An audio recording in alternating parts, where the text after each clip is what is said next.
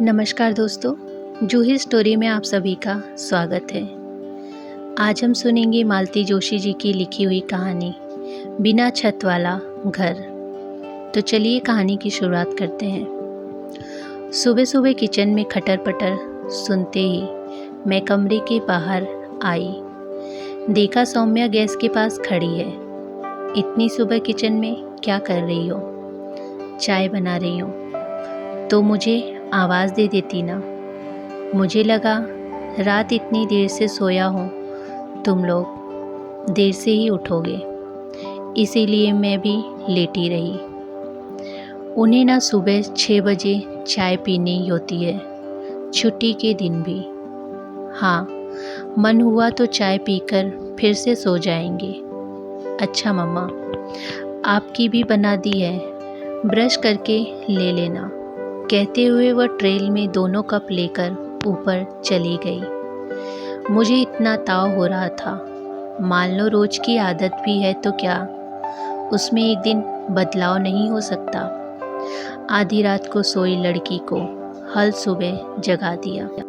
पगफेरे के बाद पहली बार आई है सौम्या, वो भी कॉलेज की एल्यूमनी के लिए। दोनों साथ ही पढ़े हैं, इसीलिए समीर भी आया है। कल सुबह की फ़्लाइट से दोनों आए थे। आते ही नहा धोकर निकल गए थे, जो शाम को लौटे थे। फिर तैयार होकर जो गए तो आधी रात को लौटे थे। माँ के पास इत्मीनान से 5 मिनट बैठने का भी बेटी को पास टाइम नहीं है। लोग ठीक ही कहते हैं, शादी के बाद बेटी पराई हो जाती है। 9 साढ़े 9 बजे वह नहा धोकर जूठे कप प्लेट लेकर नीचे उतरी। पार्वती करेले छील रही थी। हाथ बढ़ाकर उसने पहले तो उसने ट्रे ले ली थी, फिर सौम्या को गले लगाकर खूब प्यार किया।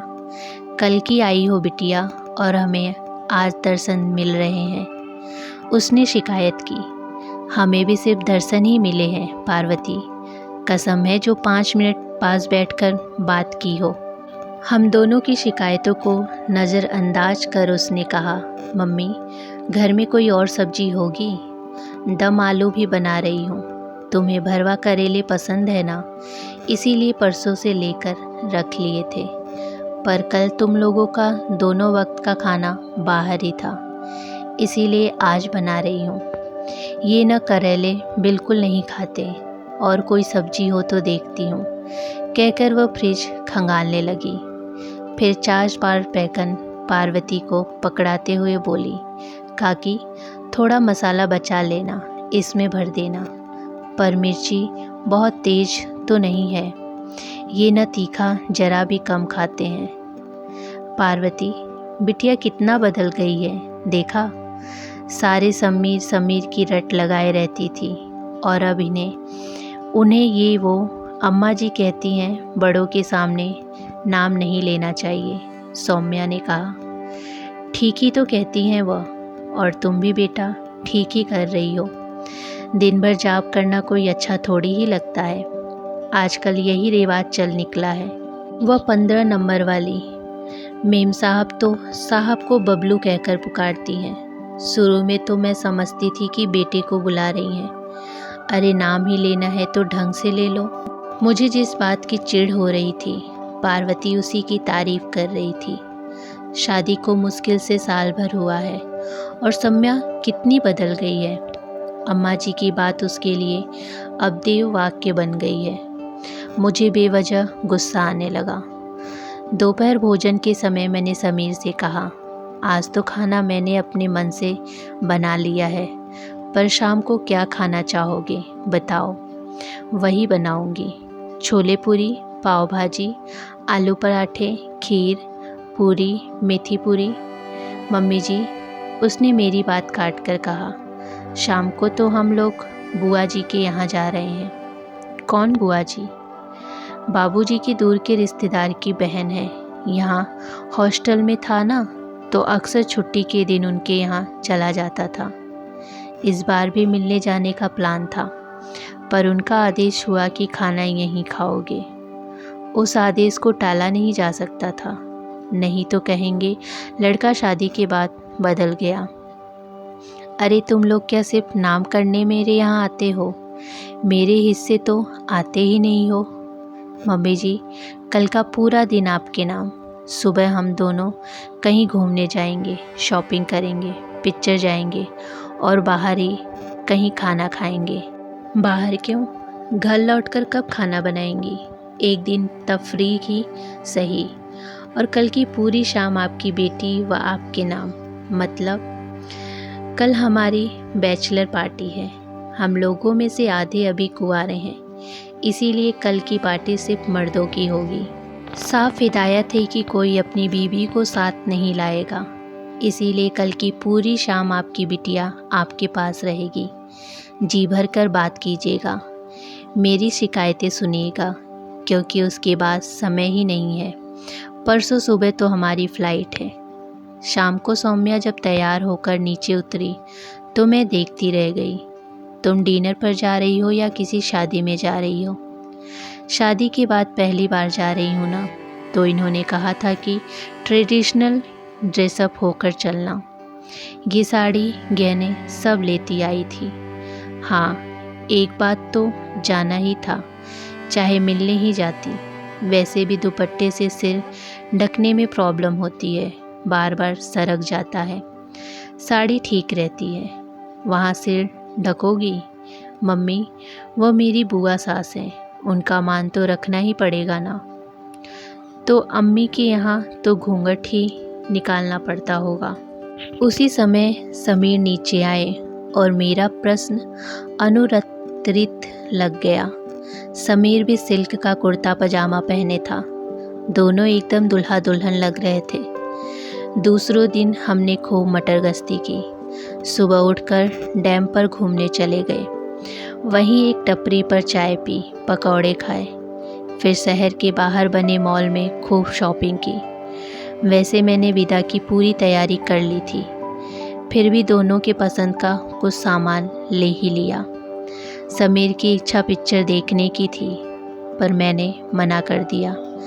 2.5 घंटे सिनेमा हॉल में गुमसुम बैठने से अच्छा है साथ बैठकर कुछ बातें करें। फिर हम लोगों ने फूड कोर्ट में खाना खाया और करीब 3 बजे घर लौट आए।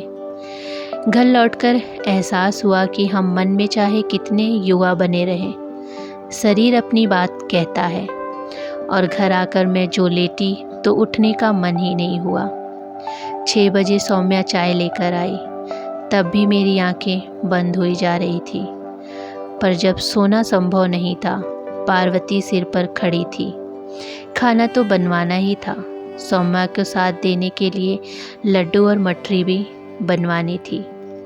समीर 7 बजे पार्टी के लिए निकल गया। 8 साढ़े 8 बजे मैंने और सौम्या ने खाना खा लिया। सौम्या बोली, मम्मा मैं यहीं आपके पास लेटी हूँ, ये आएंगे तो मैं दरवाज़ा खोल दूँगी, आप मत उठना। पिछले 2 दिनों से हम लोग आपकी नींद खराब कर रहे हैं, इसके लिए इतना क्यों सोच रही हो? अकेली होती हूँ तो सोती ही रहती हूँ ना। कोई सीरियल वगैरह देखना हो तो देख लो, मेरा तो आजकल सब छूट गया। घर में कोई नहीं होता तब टीवी कंपनी देता है, पर अब तुम सामने बैठी हो तो मैं वह नकली दुनिया क्यों देखूं? कुछ देर हम दोनों के बीच मौन पसरा रहा। फिर मैंने पूछा, समीर लोगों की पार्टी में पीना पिलाना भी तो होता होगा ना? शायद। समीर पीता है? रानी, मेरा प्रश्न उसने जैसे सुना ही नहीं। बोली, मम्मा हमारी दीदी सन्नो ने क्या हाल है? बहुत दिनों से कोई खबर ही नहीं है। मैं फ़ोन करती हूँ तो डांट देती है कि मत किया करो, वहाँ से करने में बहुत पैसे लगते हैं, पर खुद कभी करती ही नहीं है। मुझे तो कब से उनकी शादी की खबर का इंतज़ार है। हर बात आशा बांधती है, फिर पता चलता है एपिसोड ख़त्म हो गया। प्रिया शायद बदला लेने पर तुली है। यहाँ उसे जितने लोगों ने नकार दिया था, लगता है उतने ही लोगों को वह नकारती गई है। पर यहाँ जो भी नकार मिले वे दीदी के लिए नहीं थे, उन्हें तो कोई देखने भी नहीं आता था। मालूम है वे सारे नकार मेरे लिए थे। इस देश की ट्रेजेडी है। अगर कोई विधवा अपने बलबूते पर बच्चों को बड़ा करती है तो प्रशंसा की झड़ी लग जाती है। लोग संवेदना से भी भीग जाते हैं। पर यही कमाल एक तलाकशुदा महिला करती है तो उसे तिरस्कार मिलता है।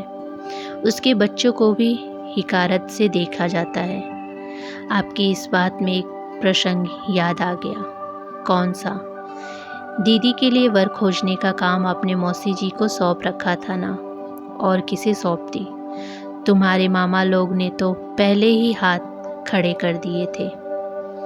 मैं तब शायद हायर सेकेंडरी में थी। एक दिन मौसा जी तनतनाते हुए घर में दाखिल हुए थे। बोले, जहाँ जाता हूँ वहाँ तुम्हारी कीर्ति पहले ही पहुँच चुकी होती है। कोई लड़की देखने तक को राजी नहीं होता। हर जगह से जलील होता लौट कर आता हूँ। दीदी अपने कमरे में थी, तनकर सामने खड़ी हो गई। बोली, मौसा जी, आपको कसम है जो आज के बाद आप मेरे लिए किसी के दरवाजे गए।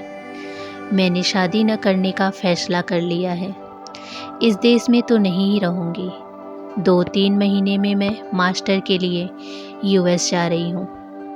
अगर कोई ढंग का आदमी मिला तो वहीं शादी कर लूँगी। कम से कम वहाँ वालों को मेरी माँ के तलाकशुदा होने पर कोई ऐतराज़ न होगा। फिर मौसा जी बोले थे, वाह क्या बात है, जैसी खुद हो वैसे ही संस्कार बेटी को दिए हैं।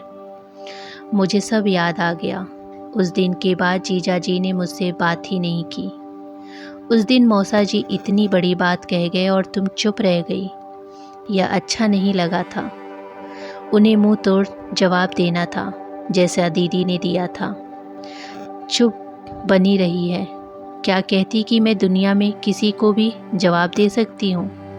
पर दीदी, जीजा जी को नहीं, इन लोगों के अमित उपकार हैं मुझ पर।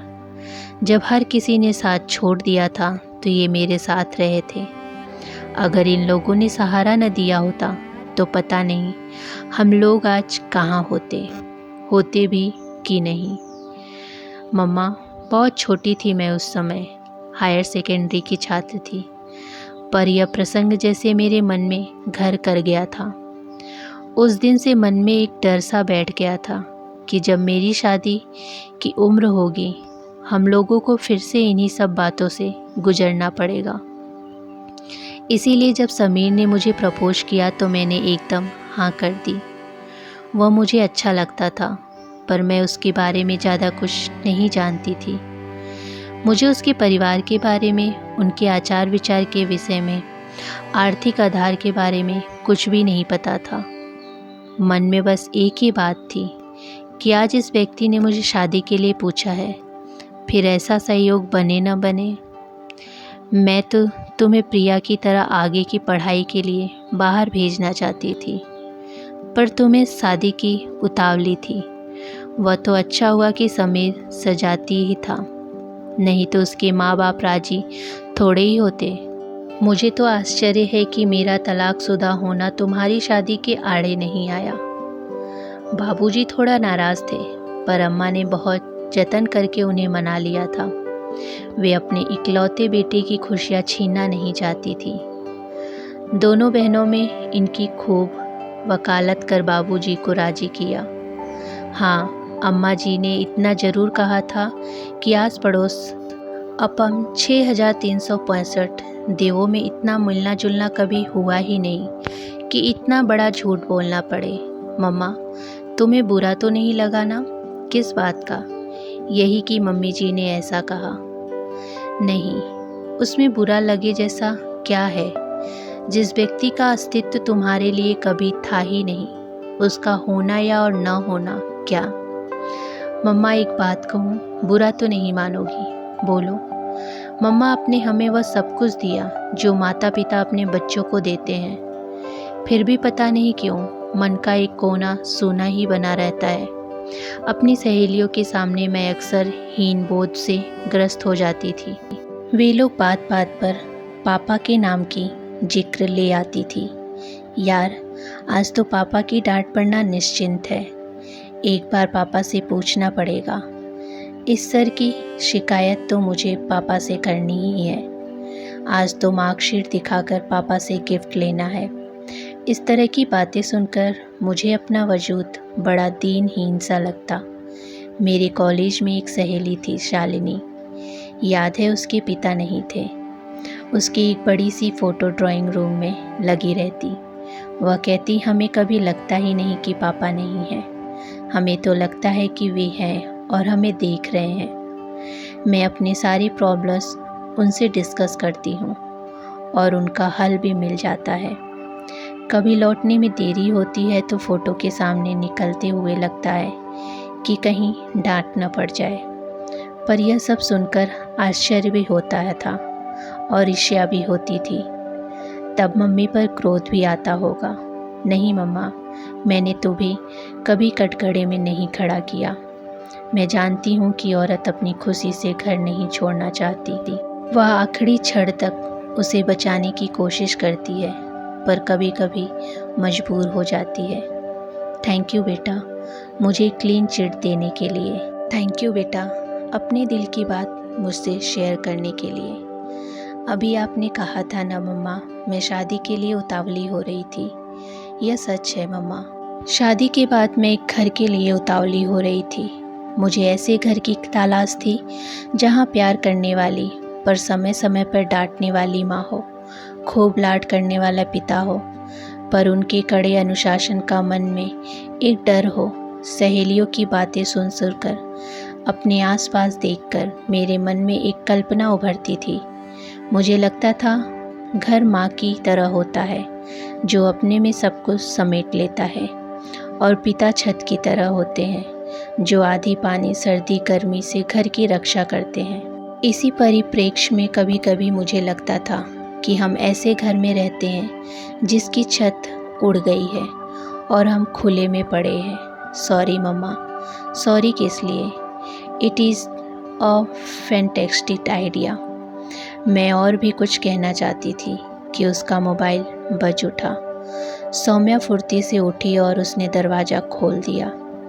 मेरी नींद में खलल न पड़े इसलिए समीर ने उसे मिस्ड कॉल किया था। उसकी इस समझदारी पर मुझे प्यार आ गया। वे दोनों सोने चले गए। मुझे लेकिन देर तक नींद नहीं आई।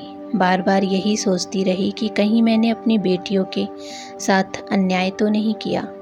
सौम्या कह रही थी कि कोई औरत खुशी से अपना घर नहीं छोड़ती। मैंने 2 बार घर छोड़ा था। दोनों ही बार परिस्थितियाँ असहनीय हो गई थी। पहली बार घर छोड़ा तब प्रिया 5 साल की थी। उसे लेकर मैं माँ के पहुँच गई थी और जाती भी कहाँ। ऐसी परिस्थितियों में स्वागत की आशा करना व्यर्थ था। उन लोगों ने घर में ले लिया, यही बहुत था। 4-5 महीने सब कुछ ठीक चलता रहा, पर धीरे धीरे सबके चेहरों पर ऊब खींच और बेजारी नजर आने लगी। माँ बाप मेरी चिंता में डूबे रहे जा रहे थे। और फिर एक दिन बाबा का हृदयाघात से निधन हो गया। तब मुझे घर आए 1.5 साल हो चला था। माँ का आक्रोश संतावना से परे था। वे विलाप के बीच कहती जा रही थी, इसकी चिंता उन्हें खा गई, नहीं तो वे इतनी जल्दी मरने वालों में से नहीं थे। बाबा की मृत्यु के बाद घर का वातावरण धीरे धीरे बदलने लगा। जो अब तक आंखों में था वह होठों पर भी आने लगा। चुपचाप सुन लेने के सिवाय मेरे पास कोई चारा नहीं था। 2 महीने बाद माँ को साथ लिवा ले जाने के लिए दीदी फिर आई। उन्होंने सब देखा और कहा, अपमान ही सहना है तो अपने घर में सहो, इनके दरवाजे क्यों पड़ी हो? इस छोटी सी बच्ची के मन पर क्या असर होगा, यह सोचो। दीदी केवल कहकर ही नहीं रुकी, उन्होंने मध्यस्थता करके हमारी सुलह करा दी।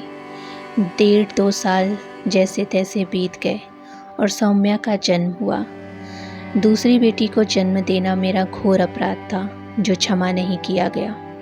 कभी कभी लगता है कि बेटी का तो बहाना था, असली रंजिश कुछ और ही रही होगी। स्थितियाँ जब असहनीय हो गई तो मैंने दीदी को लिखा, तुम ही मुझे इस नरक में पटक गई थी, तुम ही बाहर निकालोगी। दोबारा माँ के यहाँ जाने की मेरी हिम्मत नहीं है। तुमने मदद नहीं की तो दोनों लड़कियों को लेकर मैं किसी कुएं तालाब में छलांग लगा दूंगी। दोनों मियाँ बीवी भागे भागे आए और हम तीनों को अपने घर ले गए। 3-4 साल तक मैं वहीं रही। वहीं मैंने अपना बीएड पूरा किया, एमए फाइनल किया, तलाक की प्रक्रिया भी वहीं पूर्ण की। छोटी मोटी नौकरी लगने ही अपना अलग घर बना लिया। डरते डरते माँ को बुलावा भेजा। उन्होंने जरा भी नानुकुर नहीं की और मेरे पास चली आई और अंत तक यहीं बनी रही। इससे साफ जाहिर था कि घर का वातावरण कितना विषावक्त हो गया था। बच्चे और घर माँ को सौंपकर मैं निश्चिंत हो गई। फिर नौकरी के साथ साथ पीएचडी भी करती रही। धीरे धीरे मैंने अपना मुकाम हासिल कर लिया, बेटियों को भी लायक बना दिया। उनके लालन पालन में मैंने कोई कसर नहीं छोड़ी। उन्हें वह सब कुछ दिया जो मध्यवर्गीय माँ बाप अपने बच्चों को देते हैं। पर सौम्या कहती है कि उसके मन का एक कोना खाली ही रह गया। वह जिस तरह से पति की सेवा में जुटी हुई है, जिस तरह से ससुराल वालों के प्रति विनम्र हुई जा रही है, लगता है जो खो गया है उसे दूसरी तरह से प्राप्त करना चाहती है। कल तो मेरे प्रति भी इतनी विनम्र हो रही थी, बार बार आप कहे जा रही थी। इतना अजीब लग रहा था। सुबह दोनों जब तैयार होकर नीचे उतरे तो मैं सौम्या को देखती रही। नेवी ब्लू स्कर्ट और सफ़ेद फ्रिक वाले टॉप, वह एकदम गुड़िया सी लग रही थी। हाय कितनी प्यारी ड्रेस है, अच्छी है ना? पिछले महीने ये जर्मनी गए थे, वहाँ से लाए थे। तो मैं डर ही रही थी कि तुम पता नहीं क्या कहोगी। इतनी तकियानुसी हूँ क्या मैं? अच्छा अब यह बताओ, तुम्हारा टीका करूँ कि नहीं? इस ड्रेस के साथ अजीब तो नहीं लगेगा? मम्मा, ड्रेस अपनी जगह है और संस्कार अपनी जगह। ड्रेस के लिए हम अपनी संस्कार, अपनी परंपराएं थोड़ी छोड़ देंगे। पर यह बताओ, तुम सुबह सुबह तैयार होकर क्यों बैठी हो? तुम एयरपोर्ट नहीं आओगी, फिर लौटते समय तुम्हें उदास लगेगा। सौम्या ठीक कह रही है मम्मी जी, वहाँ भी तो बाहर से टाटा करना पड़ता है। आप यहीं से कर दीजिए। मुझे बस उन दोनों के साथ थोड़ा समय और बिताने का लालच था, पर मैंने जिद नहीं की। दोनों का टीका किया। समीर ने पैर छुए तो मैंने उसके सिर पर हाथ रखकर आयुष्मान होने का आशीर्वाद दिया। फिर सौम्या को गले लगाकर मन ही मन आशीर्वाद दिया। ईश्वर तुम्हारे घर की छत को सदा सलामत रखे। तो हम सुन रहे थे मालती जोशी जी की कहानी बिना छत वाला घर। उम्मीद करती हूँ कि आपको मेरे द्वारा बोली हुई कहानी पसंद आई हो। कहानी पसंद आई हो तो वीडियो को लाइक, शेयर और चैनल को सब्सक्राइब ज़रूर कर लीजिए।